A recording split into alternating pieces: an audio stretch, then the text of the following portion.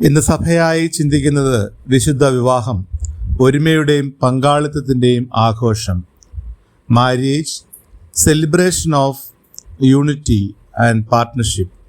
വിശുദ്ധ മത്തായി എഴുതിയ സുവിശേഷം 19 അധ്യായം 4 മുതൽ 6 വരെയുള്ള വാക്യങ്ങളാണ് ഇന്നത്തെ ധ്യാനത്തിന് അടിസ്ഥാനമായി തിരഞ്ഞെടുത്തിരിക്കുന്നത്. ക്രിസ്തീയ വിവാഹം ദൈവത്താൽ സ്ഥാപിതമാകിയാൽ അത് വിശുദ്ധവും കൂദാശാപരവും ആകുന്നു. ഈ ഒറ്റ വാക്യത്തിൽ തന്നെ വിവാഹത്തിൻ്റെ മുഴുവൻ അർത്ഥവും അടങ്ങിയിരിക്കുന്നു. ദൈവം സ്ഥാപിച്ചതും അനുഗ്രഹിച്ചതും വിശുദ്ധീകരിച്ചതുമായ ഒരു ദിവ്യബന്ധത്തിൻ്റെ അനുഗ്രഹീതമായ തുടക്കമാണ് വിവാഹം. ഇത് വെറും 2 വ്യക്തികളുടെ മാത്രം ഇഷ്ടമല്ല, മറിച്ച് അവിടുത്തെ ദൈവിക പദ്ധതിയുടെ പൂർത്തീകരണമാണ്. വിവാഹം എന്നത് കേവലം 2 വ്യക്തികൾ തമ്മിലുള്ള മാനുഷികമായ ഒരു കരാറോ സാമുദായികമായ ചടങ്ങോ മാത്രമല്ല, മറിച്ച് ദൈവം വിഭാവന ചെയ്ത് അവിടുന്ന് അനുഗ്രഹിച്ച് വിശുദ്ധീകരിച്ച് ഒരുമയുടെയും പങ്കാളിത്തത്തിൻ്റെയും വലിയൊരു ആഘോഷമാണ്. മനുഷ്യൻ്റെ ഏകത്വത്തിൽ ദൈവം തന്നെ തുടങ്ങിവെച്ച ഈ ബന്ധം അവിടുത്തെ പരിശുദ്ധമായ പദ്ധതിയിലൂടെ പൂർത്തീകരണവും കൂദാശാപരമായ ഒരു കൂട്ടായ്മയുമാണ്. വിവാഹം ദൈവം സ്ഥാപിച്ച ഒരു ദിവ്യ പദ്ധതിയാണ്. മനുഷ്യൻ്റെ നന്മയ്ക്കും പൂർണ്ണതയ്ക്കും വേണ്ടി രൂപകൽപ്പന ചെയ്ത പരിശുദ്ധമായ ഒരു ബന്ധം. എന്നാൽ പലപ്പോഴും ഇതൊരു വൈരുദ്ധ്യമായി അനുഭവപ്പെടാറുണ്ട്. ചിലർ ആകാംക്ഷയോടെ ഇതിലേക്ക് പ്രവേശിക്കുവാൻ ആഗ്രഹിക്കുമ്പോൾ മറ്റു ചിലർ ഇതിൽ നിന്ന് പുറത്തു കടക്കുവാൻ പാടുപെടുന്നു എന്നതാണ് ഈ വിവാഹത്തിൻ്റെ പ്രത്യേകത. എന്താണ് ഇതിൻ്റെ യാഥാർത്ഥ്യം? ഈ ചോദ്യത്തിന് ഉത്തരം കണ്ടെത്താൻ നാം സൃഷ്ടിയുടെ ആദ്യ അനുഭവങ്ങളിലേക്ക് തിരിയേണ്ടതുണ്ട്. ഉൽപ്പത്തി പുസ്തകത്തിൽ ദൈവം സൃഷ്ടിച്ച ഓരോ കാര്യത്തെക്കുറിച്ചും നല്ലത് എന്ന് 7 പ്രാവശ്യം ആവർത്തിച്ച് പറയുന്നുണ്ട്. എന്നാൽ അവിടുത്തെ സൃഷ്ടികർമ്മത്തിനിടയിൽ പെട്ടെന്നാണ് ആ വേറിട്ട പ്രഖ്യാപനം നാം കേൾക്കുന്നത്. മനുഷ്യൻ ഏകനായിരിക്കുന്നത് നന്നല്ല.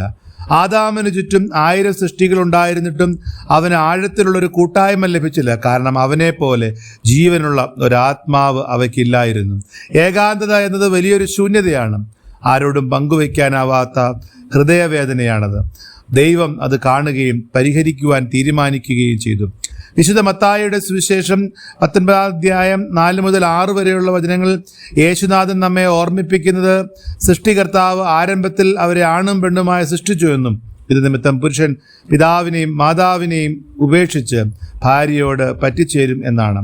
അവർ 2 പേരും ഒരു ശരീരമായി തീരും എന്ന് നിങ്ങൾ വായിച്ചിട്ടില്ലയോ? അതിനാൽ അവർ ഇനി 2 അല്ല, ഒന്നത്രേ. ആകയാൽ ദൈവം യോജിപ്പിച്ചതിനെ മനുഷ്യൻ വേർതിരിക്കരുത്. വിവാഹത്തിൽ ദമ്പതികൾ ദൈവത്തിൻ്റെ വിശുദ്ധ യാഗപീഠത്തിൻ്റെ മുൻപിൽ കുരിശിൻ്റെ തണലിൽ തിരുസഭയുടെ സാന്നിധ്യത്തിൽ ഒന്നായി തീരുകയാണ്. ആ വിശുദ്ധ നിമിഷം മുതൽ ജീവിതത്തിൻ്റെ എല്ലാ ഋതുക്കളിലും, സന്തോഷത്തിലും സങ്കടത്തിലും, സമൃദ്ധിയിലും ബുദ്ധിമുട്ടിലും ക്രിസ്തുവിനെ കേന്ദ്രമാക്കി അവിടുത്തെ സ്നേഹത്തിൽ ഒന്നായി മുന്നേറാനുള്ള ഒരു ദൈവീക വിളിയാണ് വിവാഹത്തിലൂടെ ദമ്പതികൾ ഏറ്റെടുക്കുന്നത്. 1.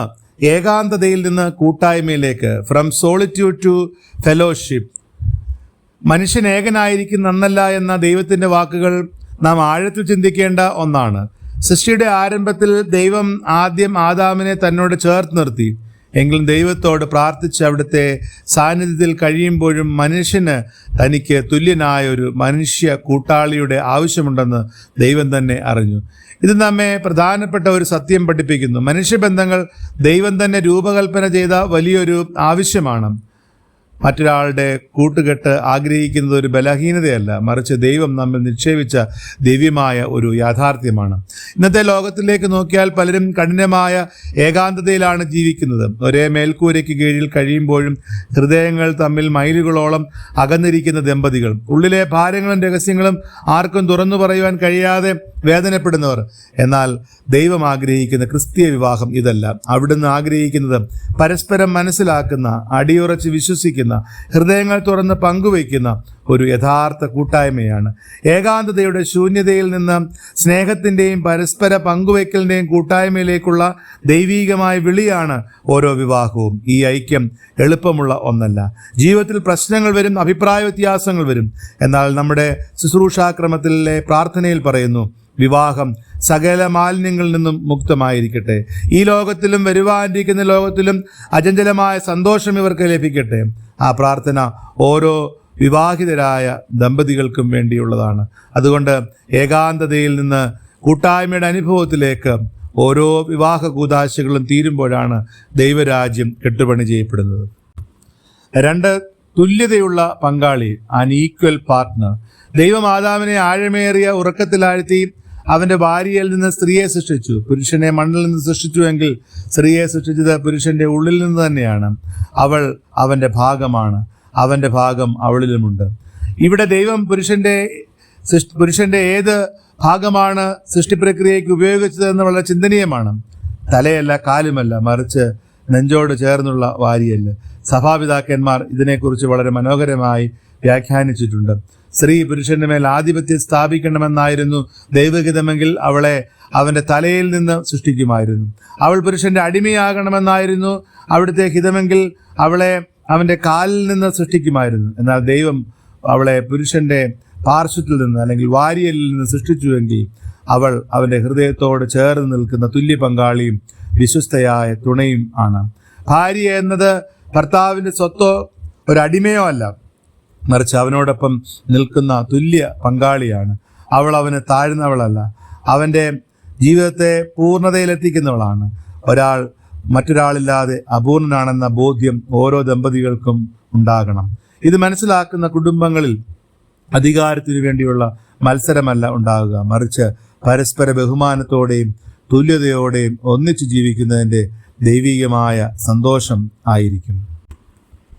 3, വിട്ടുപോരലും പറ്റിച്ചേരലും, leaving and cleaving or leaving and uniting. അതുകൊണ്ട് പുരുഷൻ അപ്പനെയും അമ്മയും വിട്ട് ഭാര്യയോട് പറ്റിച്ചേരും.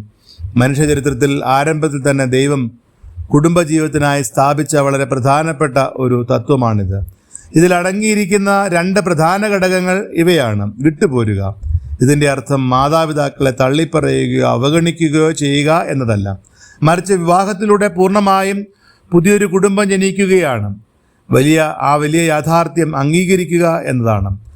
തങ്ങളുടെ പ്രാഥമിക കടമയും ഉത്തരവാദിത്വവും ഇനി പരസ്പരമാണ് തിരിച്ചറിഞ്ഞ് ദമ്പതികൾ ജീവിക്കുമ്പോൾ കുടുംബങ്ങളിൽ ഉണ്ടാകാറുള്ള പല പ്രശ്നങ്ങളും സ്വയം ഇല്ലാതാകുന്നു. പറ്റിച്ചേരുക, ഇതൊരു ശക്തമായ അനുഭവമാണ്. വേർപെടുത്താനാവാത്ത വിധം ഒട്ടിച്ചേരുക, കൂടിച്ചേരുക. 2 വസ്തുക്കൾ ഒട്ടിച്ചു ചേർക്കുമ്പോൾ അവ ഒറ്റ വസ്തുവായി മാറുന്നതുപോലെ 2 വ്യക്തിത്വങ്ങൾ വിവാഹത്തിലൂടെ അപൂർവമായ ഒരു പുതിയ ഐക്യമായി മാറുകയാണ്. വിവാഹം എന്നത് കേവലം നിയമപരമായ ഒരു കടലാസിലെ ഒപ്പോ ഒരേ മേൽക്കൂരയ്ക്ക് കീഴിൽ കഴിയുന്ന ഒരു സംവിധാനമോ മാത്രമല്ല. ഇത് 2 വ്യക്തിത്വങ്ങളുടെ പൂർണ്ണമായ ഒന്നുചേരലാണ്. 2 മനസ്സുകൾ, 2 ഹൃദയങ്ങൾ ഒന്നായി മാറുന്ന ദൈവീകമായ രൂപാന്തരമാണ്. ഇത് നഷ്ടപ്പെട്ടു പോകുമ്പോൾ വിവാഹം പ്രശ്നങ്ങളായിട്ട് മാറും. ഒന്നായിത്തീരുന്ന വിവാഹബന്ധങ്ങൾ തുടരുവാൻ, സൃഷ്ടിക്കപ്പെടുവാൻ ദൈവം നമുക്ക് കരുത്ത് നൽകട്ടെ. 4, ബിക്കമിങ് വൺ ഫ്ലഷ്, ഏക ദേഹമായി തീരൽ. അവർ ഒന്നായി തീരും, ഏക ദേഹമായി തീരും. ഈ തിരുവചനം വിവാഹത്തിൻ്റെ ഏറ്റവും ആഴമേറിയ അർത്ഥവും സൗന്ദര്യവുമാണ് വെളിപ്പെടുത്തുന്നത്. ഇത് കേവലം ബാഹ്യമായ ശാരീരികമോ ആയ ഒരു ഐക്യത്തെ മാത്രമല്ല സൂചിപ്പിക്കുന്നത്, മറിച്ച് ആത്മാവിൻ്റെ ആഴങ്ങളിലേക്ക് ഇറങ്ങിച്ചെല്ലുന്ന ആത്മീയവും ദൈവികവുമായ മഹാബന്ധത്തെയാണ് കാണിക്കുന്നത്. ദൈവം വിഭാവന ചെയ്ത ശരീരങ്ങളുടെ ഒന്നുചേരൽ എന്നത് ദമ്പതികൾക്കിടയിൽ ഇതിനോടകം നിലനിൽക്കുന്ന ഹൃദയ ഐക്യത്തിൻ്റെ പരിശുദ്ധവും മനോഹരവുമായ ആവിഷ്കാരമാണ്.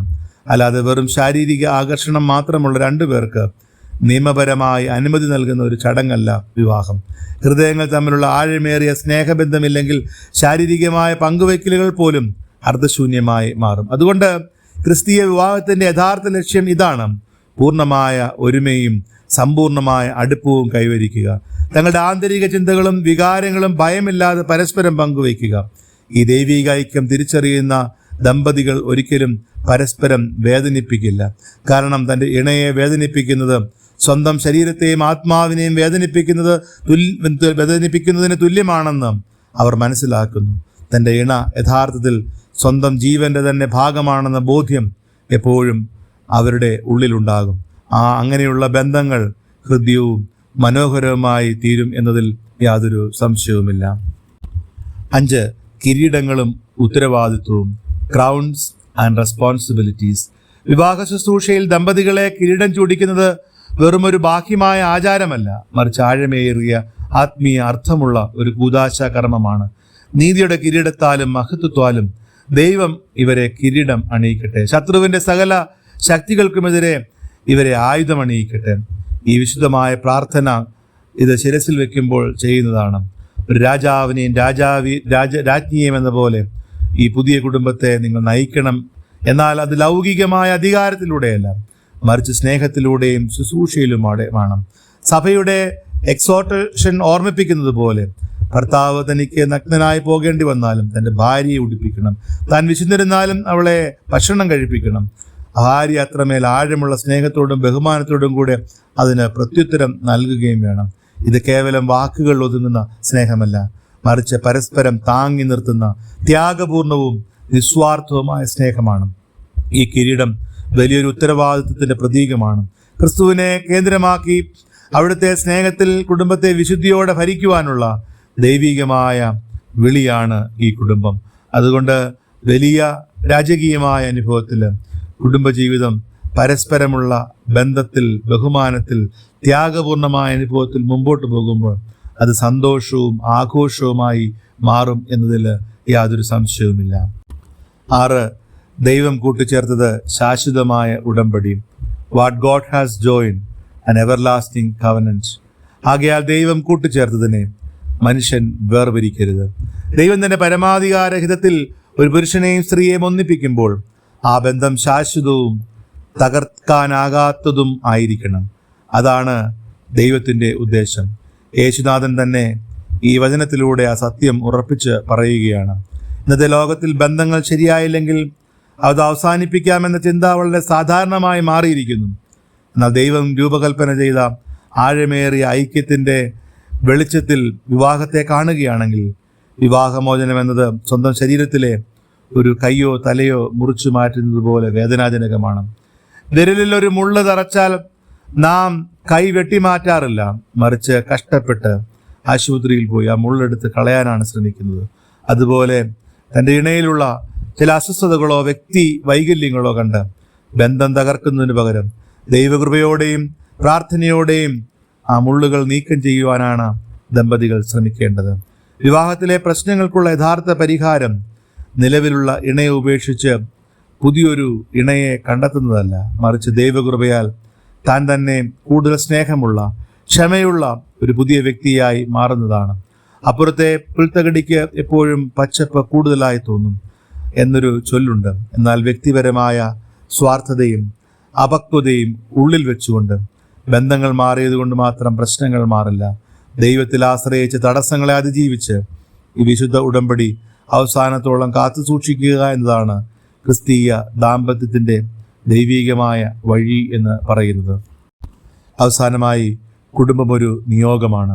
The family is a divine mission or family is a സ്റ്റുവർഷിപ്പ്.